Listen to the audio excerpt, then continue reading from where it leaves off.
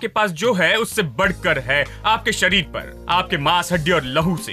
आपके पास यही है और इससे आप काम करना चाहते हैं, लेकिन मैं आपसे कहता हूं कि आप केवल मांस और लहू से बहुत बढ़कर है। आप अभिषिक्त हैं, सामर्थ पाए हैं, कृपा पाए हैं और सफलता के लिए निश्चित किए गए हैं, क्योंकि परमेश्वर की आशीष आप पर है।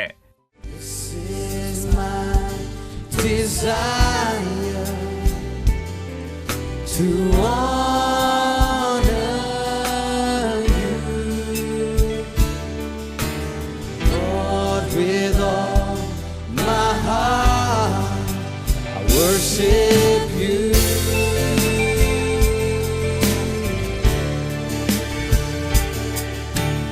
All I have within me, I give you praise. All that I adore is in in you. Lord, I give you my heart, I give you my soul. I live for you alone. Every breath that I take, every moment I'm away. Lord, have your way. Give you my heart, I give you my soul. I live for you alone. Every breath that I take, every moment I'm away. Lord, have your way in me. Lord, I give you my heart, give you my soul. I live for you alone. Every breath that I take, every moment I'm away. Lord, have your way in me.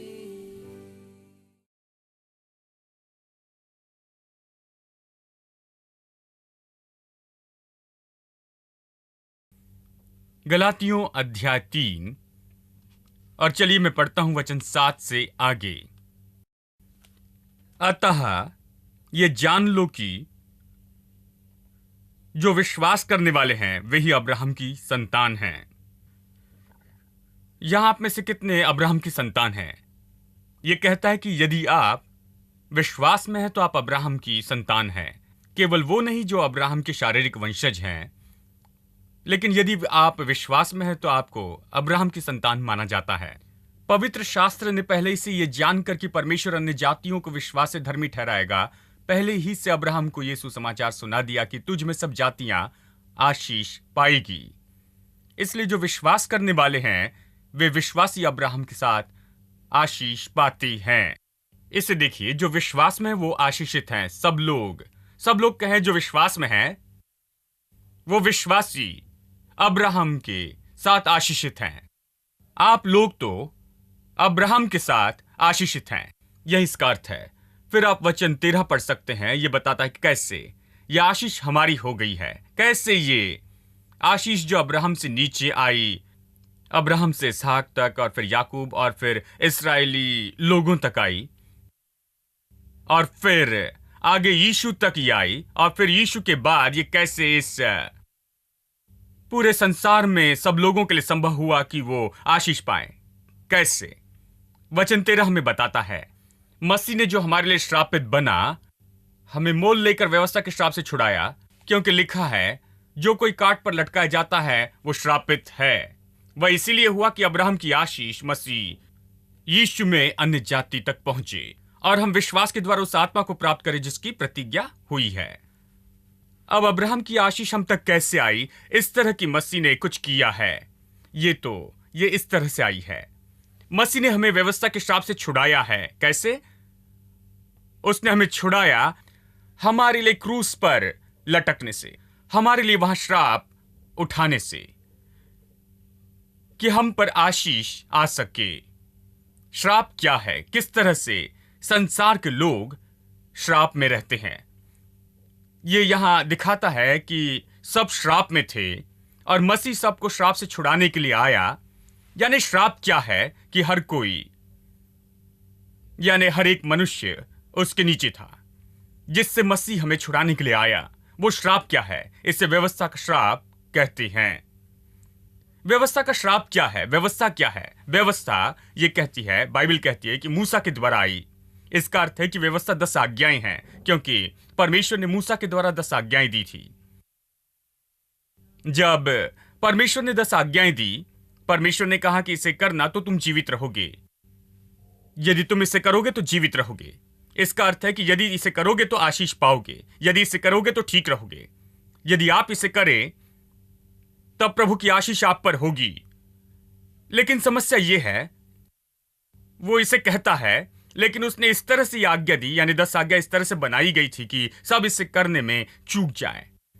बहुत से लोग इसे नहीं जानते हैं, बहुत से विश्वासी नहीं जानते।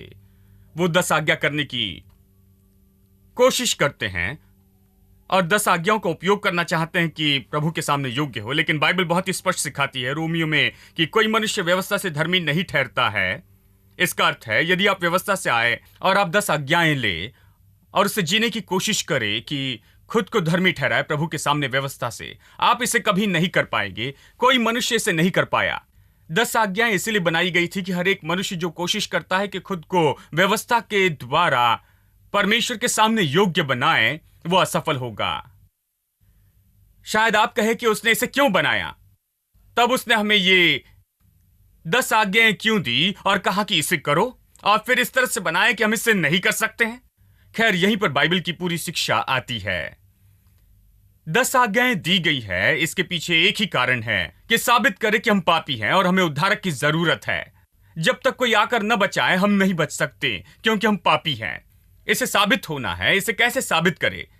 लोग आसानी से इस बात को स्वीकार नहीं करते हैं कि वो पापी हैं। यानी इसे साबित करने के लिए व्यवस्था दी गई। व्यवस्था आपको धर्मी ठहराने के लिए नहीं दी, इसलिए नहीं दी कि आपको परमेश्वर के सामने योग्य बनाए। ये इसलिए नहीं दी गई थी कि आप इसे करें और आकर कहे प्रभु 10 आज्ञा पूरी की आशीष दे मुझे। ये कभी इसके लिए नहीं दी गई थी। ये इसलिए दी गई थी कि ये साबित करे कि आप एक पापी हैं और आपको सच में उद्धारक की जरूरत है, कि आपको बचाए, आपको उद्धार दे, छुटकारा दे, आप जिस पाप में दशा में है उससे। इसलिए दी गई थी। यदि आप 10 आज्ञाएं देखें, मैंने आपको पहले सिखाया है, 10 आज्ञाओं को देखें, यदि आप पहली 9 आज्ञाओं को देखें, यह है कि आपको क्या करना है, कि आपको क्या करना है और क्या नहीं करना चाहिए। यानी क्या करना है और क्या नहीं करना है। उदाहरण के लिए कहते हैं कि तो हत्या न करना, झूठी गवाही न देना, ऐसी चीजें हैं जो आपको नहीं करनी चाहिए, ठीक है। और कुछ चीजें जो आपको करनी चाहिए, जैसे अपने माता पिता का आदर करना, यह ऐसा जो आपको करना है। यानी ऐसा कुछ है जो करना है और कुछ नहीं करना है। यह इस तरह से बताया गया है कि क्या करना है और क्या नहीं करना है, पहली 9 आज्ञाएं। लेकिन 10वीं आज्ञा में ही परेशानी है। इसका संबंध इससे नहीं है कि आपको क्या करना चाहिए, क्या नहीं करना चाहिए। इसका क्रिया से कोई संबंध नहीं है, इसका संबंध आपके दिल से है। 10वीं आज्ञा में परेशानी थी। यहीं पर सब असफल होते हैं। पहले 9 में सब सफल होते हैं और 10वीं में असफल होते हैं। 10वीं आज्ञा कहती है कि तू लालच न करना। यह नहीं कहता कि क्या किया है, इसका संबंध आपके दिल में क्या हो रहा है उससे है।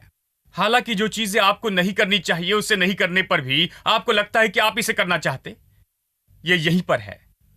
हालांकि जो करना चाहिए उसे किया, उससे नफरत करते हैं, उसे नहीं करना चाहते।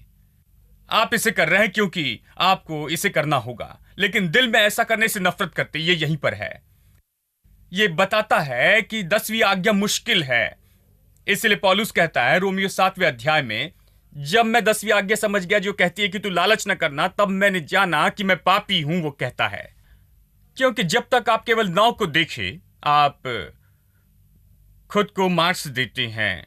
ठीक है, मैंने हत्या नहीं की, मैंने ये और वो नहीं किया है, माता पिता का आदर मैं करता हूं, मैंने सब किया है। जानते हैं, आप 9 की लिस्ट से जाते हैं और 90% मिलते हैं। शायद आपको इससे इंजीनियरिंग और मेडिकल सीट्स मिल जाएं, लेकिन परमेश्वर के सामने योग्य नहीं होते। परमेश्वर अलग है। वो कहता 90% काफी नहीं है, 99% काफी नहीं है, केवल 100% अच्छा है। यदि मैं एक में असफल हो गया तो सब में असफल हुआ। और व्यवस्था इसी तरह से बनाई गई थी। यदि एक में असफल हो गए तो सब में असफल होते। यदि 9 में सफल हो, लगभग सब लोग 9 में सफल होते हैं, लेकिन वो सब 10वीं में फेल होते हैं।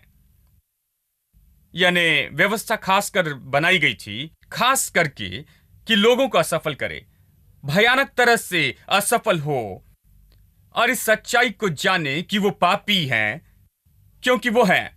प्रभु दिखाना चाहता है कि वो पापी हैं, ठीक है? इसलिए उसने इस तरह से बनाया। और फिर आप समझते हैं कि पाप अपने साथ दंड लाता है। पाप अपने साथ दंड लाता है। पाप अपने साथ कुछ श्राप लाता है। देखिए, यही पूरी कहानी है।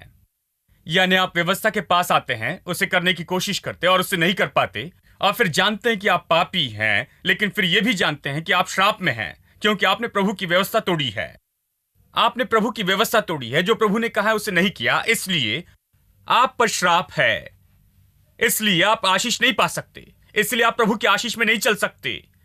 तो इसीलिए पुरानी वाचा में, पुराने नियम में ही, वहां केवल व्यवस्था ही नहीं थी, प्रभु अनुग्रहकारी है। देखिए, पुरानी और नई वाचा में ज्यादा फर्क नहीं है। पुरानी छाया है, नई वास्तविकता है, बस यही। सामान्य रूप में कोई फर्क नहीं। वो छाया है, ये वास्तविकता है, लेकिन सार तो वही है।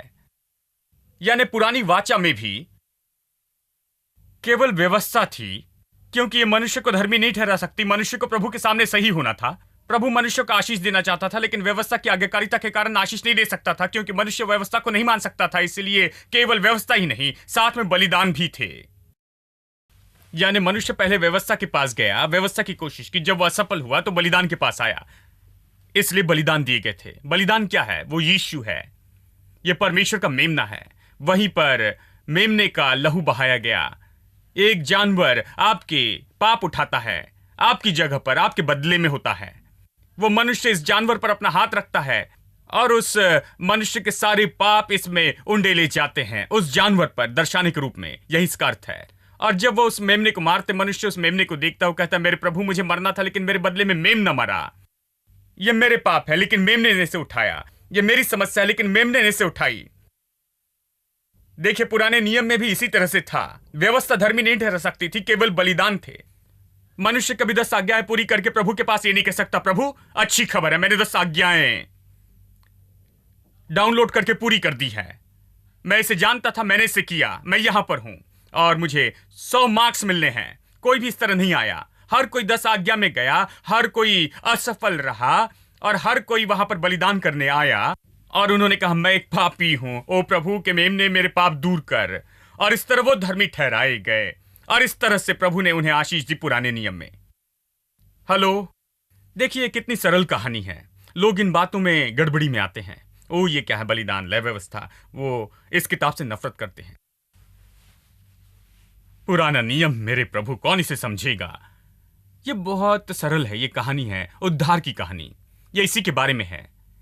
यानी व्यवस्था के श्राप को यह दिखाना था कि कैसे हर मनुष्य व्यवस्था को तोड़ने वाला है, और इसीलिए वो श्रापित है।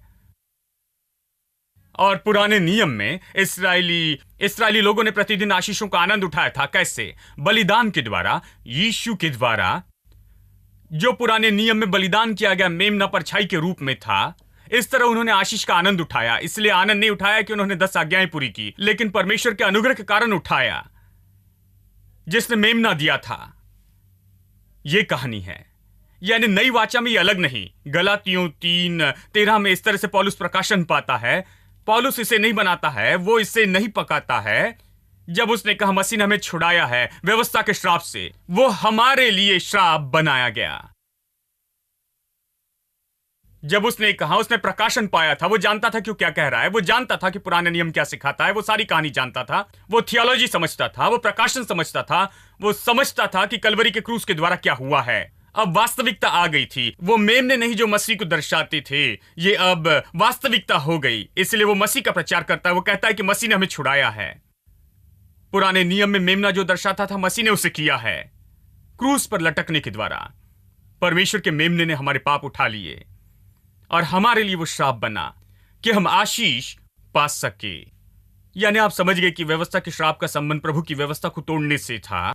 हर कोई तोड़ने वाला था, प्रभु की व्यवस्था तोड़ने वाला था, और कोई भी अपनी योग्यता से कोई भी प्रभु की आशीष के लिए योग्य नहीं था। यीशु ने जो किया उसके कारण हर कोई प्रभु की आशीष के योग्य होता है। आमीन। इसलिए बैठकर ये ना सोचे कि आप कितने बुरे हैं, मतलब बस गिनते न रहें अपनी सारी अयोग्यता को। वहां बैठकर सोचे कि यीशु ने क्या किया है, क्योंकि केवल प्रभु के अनुग्रह से ही हम प्रभु की आशीष पा सकते हैं। ठीक है, अब उसने ये किया कि आशीष आ सके, ये कि श्राप दूर किए जाएं और आशीष आ सके। ये आशीष क्या है? अब्राहम की आशीष। सब लोग कहे अब्राहम की आशीष। केवल कोई भी आशीष नहीं, अब्राहम की वो आशीष। जी हाँ, मैं इसके बारे में सटीक हो जाऊंगा। अब्राहम की आशीष, मैं इसके बारे में बहुत ही सटीक हूं। अब्राहम की आशीष, अब्राहम की आशीष, मैं इसके बारे में उत्साहित होता हूं। यह अब्राहम की आशीष है, यही आशीष है, मुझे ये चाहिए। मैं बाइबल में बार बार जाकर अब्राहम की आशीष के बारे में पढ़ना चाहता हूं। मैं जानना चाहता हूं कि इस व्यक्ति के पास क्या था, क्योंकि यीशु मुझे वही देने के लिए तो आया है, अब्राहम की आशीष। तो मैं अब्राहम के बारे में सब जानना चाहता हूं, क्योंकि मैं अब्राहम से हूं। आशीष में यदि आप आशीष को देखें तो वो मेरे लिए बिल्कुल वही है, यानी मैं उसके बारे में सब कुछ जानना चाहता हूं। क्या आप आशीषित हैं या श्रापित हैं? कुछ लोग तो संदेह में दिखते हैं। क्या आप, चलिए फिर से पूछता हूं, क्योंकि हम यहां चर्च में आए हैं कि हम इसे सही जान ले। मैं किसी बात पर निशाने लगाए हूं, इसलिए प्रचार नहीं करता कि बस टाइम पास करूं। यहां उद्देश्य के साथ आया हूं। मैं निशाना लगा रहा हूं, मैं शार्प शूटर हूं। मैं किसी की ओर निशाना लगाए हूं। आज मैं कुछ उतारना चाहता हूं, मैं किसी बात को दूर करना चाहता हूं, लोगों के मन से विचार नाश करना चाहता हूं। मैं किसी पर निशाने लगाए हूं। आपसे पूछता हूं, क्या आप आशीषित हैं या आप श्रापित हैं? मुझे अच्छा लगा। आशीषित। अब कुछ लोग, कुछ विश्वासी मानते हैं, हां मैं आशीषित हूं, लेकिन मैं सोचता हूं कि कुछ श्राप है भाई। और आप उनसे पूछे कैसे, तो वो कहते जानते हैं, क्योंकि एक भाई ने आकर प्रार्थना की और मुझे बताया कि मुझ पर ये 2 श्राप हैं, पिताजी की ओर से, दादाजी और पिताजी की ओर से, और फिर मां की ओर से भी एक श्राप है जो मेरे परनाना के कारण है। वो जो करते थे उसके कारण वहां से एक श्राप आया, और फिर ये एक और श्राप है जो किसी ने मुझ पर डाला है। यानी उनके पास कुछ श्राप हैं और वो उन्हें गिनते हैं, उनके बारे में प्रकाशन पाते कि वो श्राप की लिस्ट लेकर आए हैं जो उन पर हैं।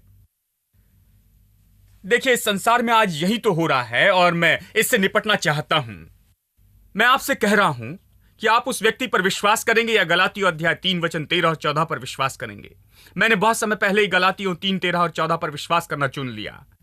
यानी चाहे कितने भी मुझसे कहे, प्रचारक मुझसे कहे या स्त्री और पुरुष आकर मुझसे कहे कि मुझ पर श्राप है, मैंने निर्णय लिया कि मुझ पर श्राप है, इस पर मैं विश्वास करने से इनकार करूंगा, क्योंकि परमेश्वर का वचन तो हजारों मनुष्य के शब्दों से बढ़कर है। आज मैं लोगों के दिल और दिमाग पर यही छाप छोड़ना चाहता हूं। हमें यह जानना बहुत महत्वपूर्ण है, क्योंकि लोग आशीष में नहीं चलते हैं। लोग आशीष में नहीं चलते, इसके लिए यह एक कारण है। हालांकि प्रभु ने आशीष दी है, हालांकि मसीह मरा, उसने हमें आशीष दी। बहुत से लोगों के लिए आशीष वास्तविकता नहीं हुई है। इसके 3 कारण हो सकते हैं। एक, ज्ञान की कमी, वो इसे नहीं जानते हैं। जानते हैं, मैंने किसी को एक दिन ये कहते सुना, भाई यहां आने से पहले मैं नहीं जानता था कि मैं आशीषित हूं। मुझे पता नहीं था कि प्रभु ने मेरे लिए आशीष निश्चित की है, मुझे आशीष दी है। आप ही यहां आशीष के बारे में कह रहे हैं, मैंने कभी इसके बारे में नहीं सुना।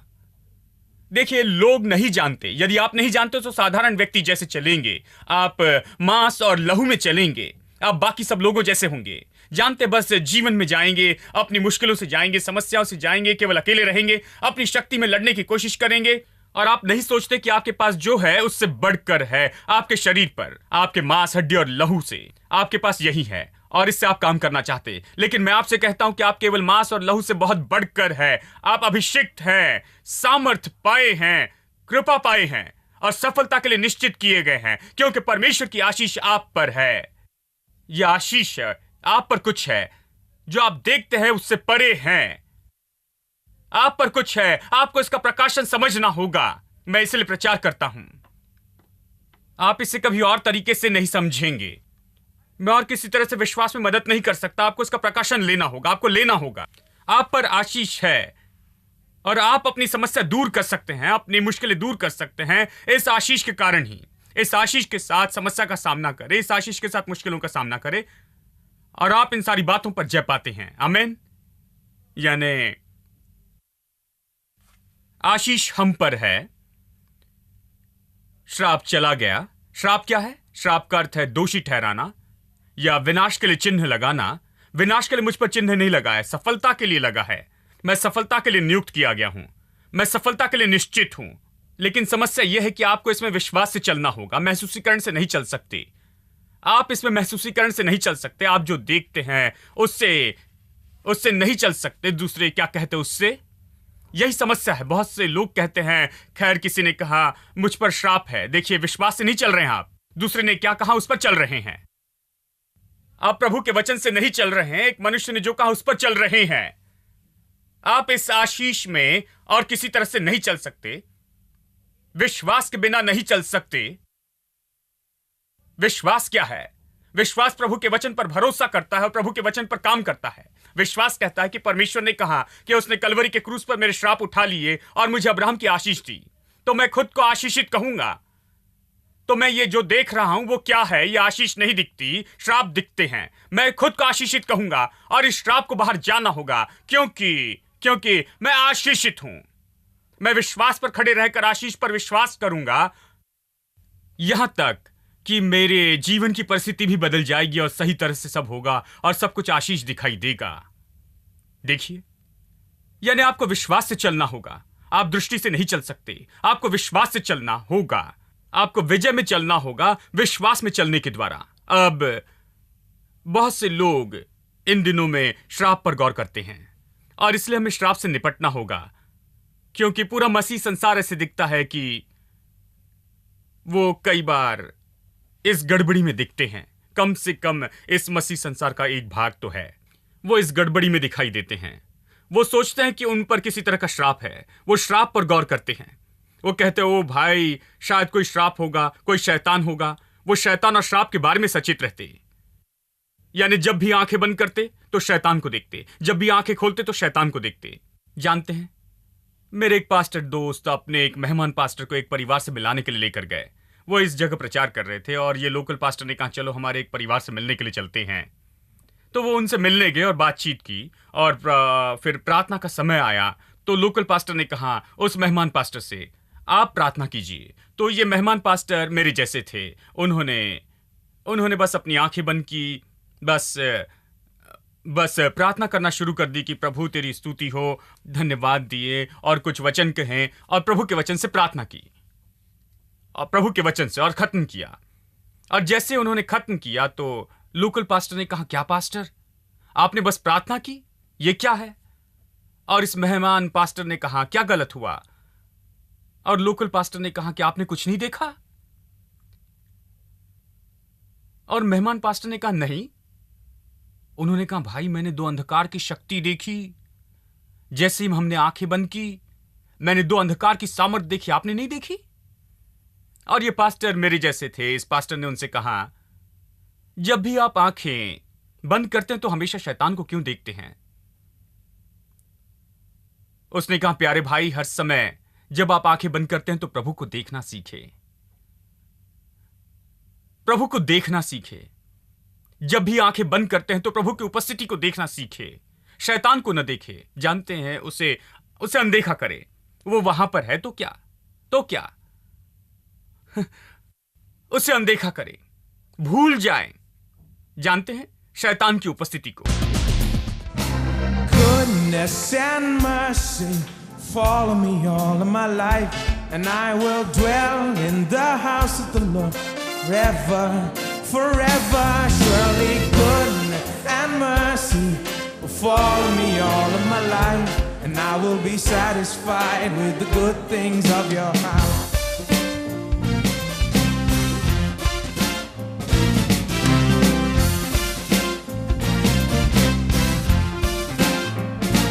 You are filling my laughter. You are filling my heart with praise.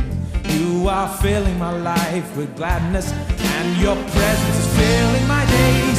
Surely goodness and mercy will follow me all of my life, and I will dwell in the house of the Lord forever, forever.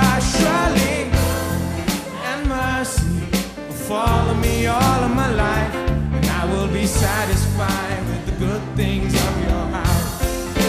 Surely goodness and mercy will follow me all of my life, and I will dwell in the house of the Lord forever, forever. Surely goodness and mercy will follow me all of my life, and I will be satisfied with the good things of your house. Surely goodness and mercy will follow me all of my life, and I will dwell in the house of the Lord forever, forever. Surely goodness and mercy will follow me all of my life, and I will be satisfied with the good things of God.